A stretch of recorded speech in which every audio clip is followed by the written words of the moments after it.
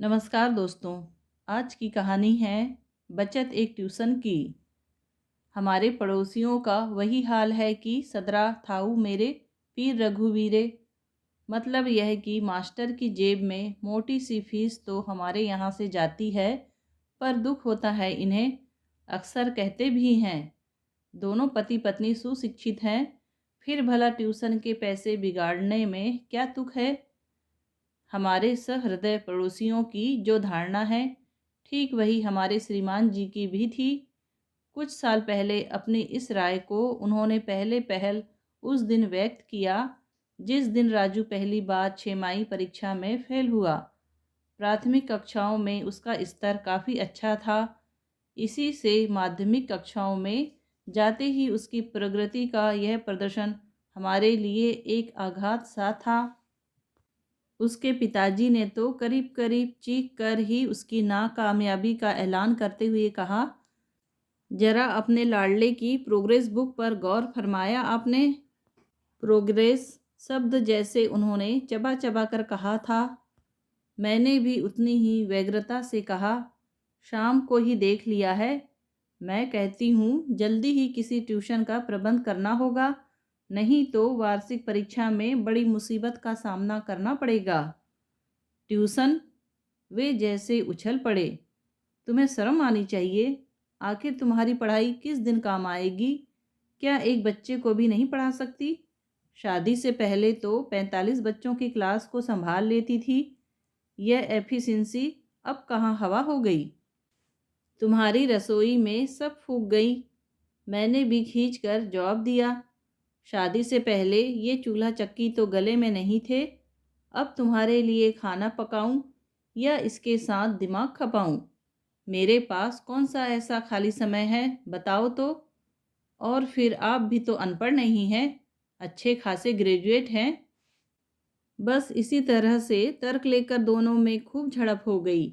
असलियत यह थी कि हमारे डगमगाते बजट में ट्यूशन की गुंजाइश बिल्कुल नहीं थी।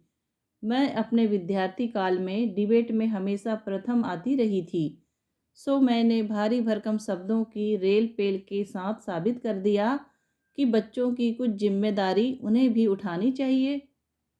वाग बाणों की बौछारों से घबराकर उन्होंने प्रस्ताव तो स्वीकार कर लिया, फिर बात अटक गई समय पर। रात की नींद वे छोड़ नहीं सकते थे, शाम की गप गोष्ठी भी जरूरी थी। सुबह 2 घंटे अखबारों का पारायण भी आवश्यक होता है। बड़ी ऊहापोह के बाद प्रातः 5 बजे से 7 बजे तक का समय निश्चित हुआ। अपने इस निर्णय की पुष्टि में उन्होंने कहा, विद्वानों ने यही समय विद्याभ्यास के लिए सर्वश्रेष्ठ बताया है।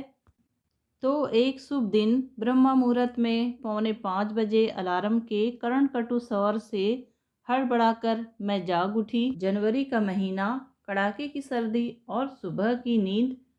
जी तो चाहा कि घड़ी तोड़कर फेंक दूं, पर बच्चे के भविष्य क्या ध्यान आते ही कर्तव्य परायण माँ की तरह उठ बैठी और घोर निंद्रा में निमग्न अपने पति महोदय को जगाने का उपक्रम करने लगी। केवल भुक्तभोगी बहनें ही जान सकती है कि सुबह सवेरे पति को जगाने से अधिक दुष्कर कार्य इस संसार में और कोई नहीं है। कुंभकर्ण को जगाना भी इससे कुछ सरल ही रहा होगा। कोई 15 मिनट बाद उनमें कुछ चेतना प्रस्फुटित हुई। अस्पष्ट से स्वर में बोले, राजू उठ गया। मैंने सोचा यह भी ठीक ही कहते हैं। राजू के बिस्तर के पास गई, उसे बाहर निकाला। बेचारा लड़का सर्दी से थर थर काँप रहा था। जैसे तैसे उसे जागृत अवस्था में लाकर हाथ मुंह धुलाने भेज दिया और फिर अपने देवता के सिरहाने बैठकर प्रभाती गाने लगी। देवता इस बार जरा जल्दी ही प्रसन्न हो गए। आंखें खोलकर बोले, 2 कप चाय तो बना दो, सर्दी के मारे बुरा हाल है। झक मारकर स्टोव जलाया, चाय बनाई और बेड टी सेवा में पेश की। चाय पीकर वह ज्यों ही कुछ अलसाए, मैंने सख्ती से काम लिया। वह बेचारा बच्चा मुंह अंधेरे उठ गया है और आप लिहाफ में दुबक रहे हैं। इस प्रकार नैतिक दृष्टि से मजबूर होकर उन्हें उठना ही पड़ा। जैसे तैसे उन्हें बाहर के कमरे में भेजकर घड़ी देखी, 6:30 बज चुके थे। सोने का प्रश्न ही नहीं उठता था। बेबी उठने को थी। दूध केंद्र पर जाने का भी समय हो चुका था। उस दिन जो पढ़ाई हुई उसका सार यह था। एक कार्डबोर्ड पर सुंदर कागज चिपकाकर एक शानदार टाइम टेबल तैयार किया गया।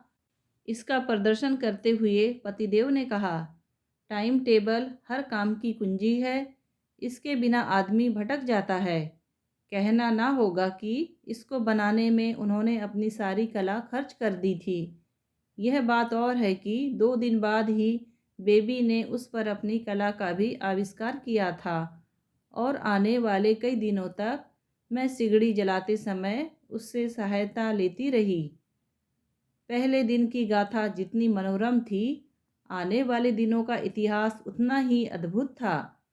श्रीमान जी को उस दिन आत्मज्ञान हुआ कि जो कुछ भी पढ़ा था सब शून्य में क्यों गया था। चक्रवृद्धि ब्याज के चक्र में वे उलझ से जाते। भिन्न के सवाल उन्हें सारे संसार से भिन्न लगते। क्षेत्रफल के सवालों में पेंसिल छिलकर आधी रह जाती और रेखा गणित की रेखाएं मकड़ी के जाले सी उलझाती जाती।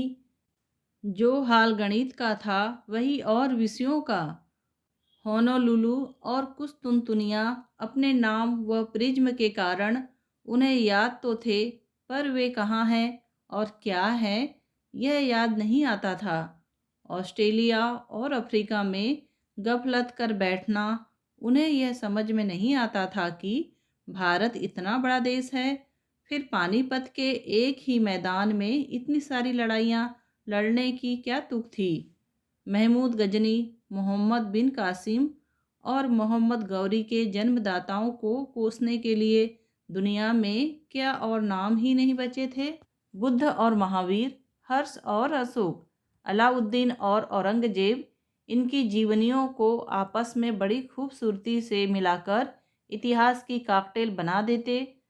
सूर और तुलसी के चुने हुए पदों को छोड़कर हिंदी उनके लिए लैटिन थी। अलबत्ता अंग्रेजी उन्हें ज़रूर आती थी। यहाँ तक कि कविता भी समझा लेते थे, पर ग्रामर की छाया से भी भागते थे। बच्चे को पढ़ाने की ऐसी दहशत उनके मन में समा गई थी कि नींद, चैन सब हराम हो गए थे। आते जाते डिक्शनरी देखो, जब तब स्लेट लेकर गणित के प्रश्न हल करने बैठ जाते। उठते बैठते मुझसे दोहों के अर्थ पूछते। खाना खाते खाते थाली में उंगलियों से रेखा गणित के प्रमेय बनाते रहते। एक दिन अधीर होकर कह उठे, भाई मैं तो अब अगर मिडिल की परीक्षा दूं तो भी फेल हो जाऊंगा। यह मेरे बस का रोग नहीं है। मुझे दया आ गई। कहा भी है, शरणागत कहूँ जे तजही तिन ही विलोकत हानि। फिर भी उनकी प्रतिष्ठा का ध्यान कर पहले तो मैंने केवल सहायता ही ऑफर की, क्योंकि वैसे भी मुझे जल्दी तो उठना ही होता था। फिर हम दोनों का सम्मिलित अध्यापन चलने लगा। पढ़ने वाला एक, पढ़ाने वाले दो। पर हमारा यह विचित्र क्रम बहुत दिन नहीं चला। धीरे धीरे राजू के पिताजी ने कब कुशलता से अपने को इस प्रोग्राम से खिसका लिया, पता भी नहीं चला। अब राजू की पढ़ाई का सारा भार मुझ पर था। सर्वश्रुत है कि संसार का सबसे चौकन्ना जीव है पड़ोसी। सो हमारा यह प्रातःकालीन आयोजन किसी से छुपा नहीं रहा। फिर जब से इस पवित्र कार्य पर मेरी नियुक्ति हो गई, उनके आनंद की सीमा नहीं रही। कई उम्मीदवार उपस्थित हो गए। बहन जी, जरा उर्मिला को भी पढ़ा दीजिएगा। बहू, जरा रमेश को भी साथ बिठा लिया करना। भाभी, हो सके तो जरा नरेश को भी देख लीजिएगा।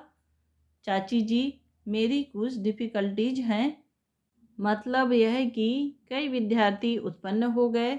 कुछ तो मुलाहिजा और कुछ मेरा शौक मना नहीं कर सकी। मेरा पुराना अध्यापन कौशल जाग उठा और यह गुरुकुल चल निकला। लेकिन बच्चे और वह भी पड़ोसियों के आसान जीव नहीं होते। रोज ही कुछ न कुछ उपद्रव होते। आधे से अधिक समय न्याय विधान में लग जाता, और न्याय भी ऐसा जिसमें दंड का कोई विधान ही नहीं था। भिन्न भिन्न कक्षाओं के विद्यार्थियों को भिन्न भिन्न विषय पढ़ाना एक अच्छी खासी कसरत थी। मेरी सारी एनर्जी सुबह ही खो जाती और सारा दिन माइनस साइट पर बीतता था। सबसे ज़्यादा बोरियत यह थी कि कई बच्चों की तुलना में साहबजादे एकदम ही औसत किस्म के साबित हुए। इससे मन खट्टा हो गया। महीने के अंत में परिणाम निकला। दूध, बिजली और चाय शक्कर का खर्च दोगुना हो गया था। कई चादरों पर स्याही के असम दाग थे। 2 फूलदान टूट गए थे। राजू के घुटने में चोट थी और पेन गायब था। 2 पड़ोसियों से झगड़ा हो गया था। सबसे बुरा तो यह हुआ कि राजू की अपने पिता के प्रति बौद्धिक स्तर के विषय में अवांछित धारणाएं बन गई थी। इस पर तारीफ यह है कि राजू की पढ़ाई में 1% भी सुधार नहीं हुआ। इतने महंगे मूल्य पर हमें वह मंजूर भी नहीं था। पतिदेव को शिकायत थी कि सारी दुनिया सोती रहे और हम बच्चों की चौकीदारी करते रहें। यह कोई अक्लमंदी नहीं है। तो साहब दूसरे ही दिन से राजू को मास्टर के घर भेजना प्रारंभ कर दिया, और तब तक भेजते रहेंगे जब तक वह फेल होता रहेगा, चाहे इसके लिए बजट में कितनी ही कटौती क्यों ना करनी पड़े। दोस्तों, कहानी पसंद आई हो तो प्लीज़ लाइक, शेयर और सब्सक्राइब ज़रूर कीजिए। कहानी सुनने के लिए आपका धन्यवाद।